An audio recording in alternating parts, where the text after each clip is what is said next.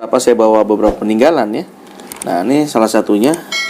Ini saya diberikan tongkat ini oleh Habib Muhammad Risma, yang beliau sudah mencari saya 28 tahun lamanya. Ini terakhirnya di Panembahan Girilaya. Itu bahan kayu apa namanya? Ini seperti jati. Oh jati. Ya, jati simbolnya. Iya, simbol jati. Ini adalah tongkat komandonya Pangeran Cakrabuana di saat beliau menjadi raja Cirebon. Ya. Dan inilah yang diserahkan kepada Kanjeng Sinun Gunung Jati. Lalu ini estafet turunnya itu di Panembahan Girilaya. Nah ini beliau diamanahkan mencari anak cucu dari Panembahan Girilaya yang bernama Heru Cakra, kan gitu. Nanti beliau bisa dikonfirmasi ya kan hari ini.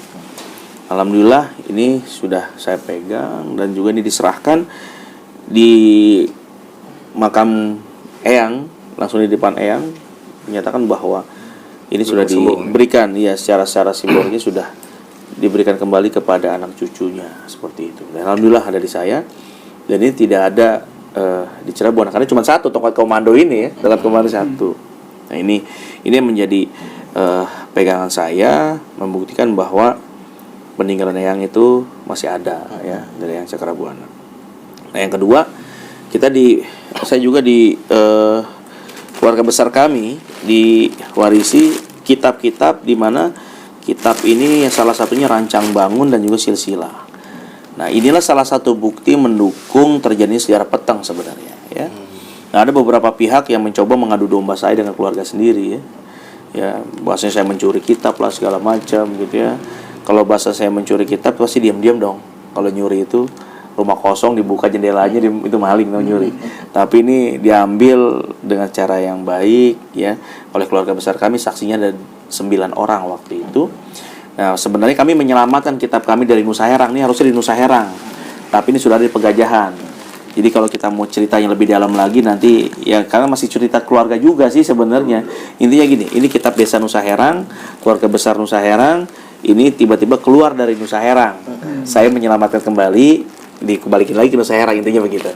Nah, prosesnya kenapa kok bisa keluar? Nah, jadi kalau bicara masalah yang ngambil siapa ya sebenarnya kan saya menyelamatkan. Kalau bicara saya mau uang, ini selesai 5 tahun yang lalu, ini udah selesai. Jadi sekali lagi bahwa kenapa kitab ini adalah kitab Rancang Bangun Keraton keluar dari keraton. Nah itu tadi peristiwa sejarah petang itu tadi. Sejarah petang terjadi, maka Pangeran Aryanatreja menyelamatkanlah kitab-kitab penting, naskah-naskah penting, atau bisa bilang ini kayak IMB lah gitu, kalau sekarang arsiteknya lah, diselamatkan ke Nusa Herang gitu loh.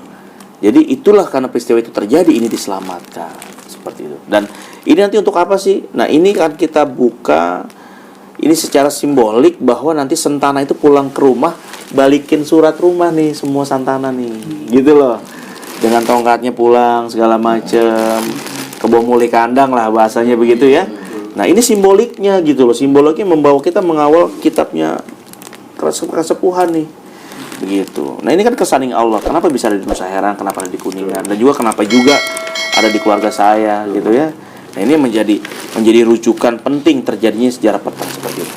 Wawancara saya dengan Pangeran Heru, kita tadi telah mendengarkan bersama penguraian beliau tentang sejarah Keraton Kesepuhan gitu kan. Sekali lagi Pangeran Heru ini menjelaskan bahwa beliau bukan ingin gitu mengambil kembali gelar sultan gitu kan, atau bukan untuk kampanye partai gitu kan, tapi semata-mata karena ingin memperbaiki rumah leluhur gitu kan, agar kita semua bisa mengambil pelajaran berwisata gitu dari apa yang telah orang-orang tua dulu kita perjuangkan.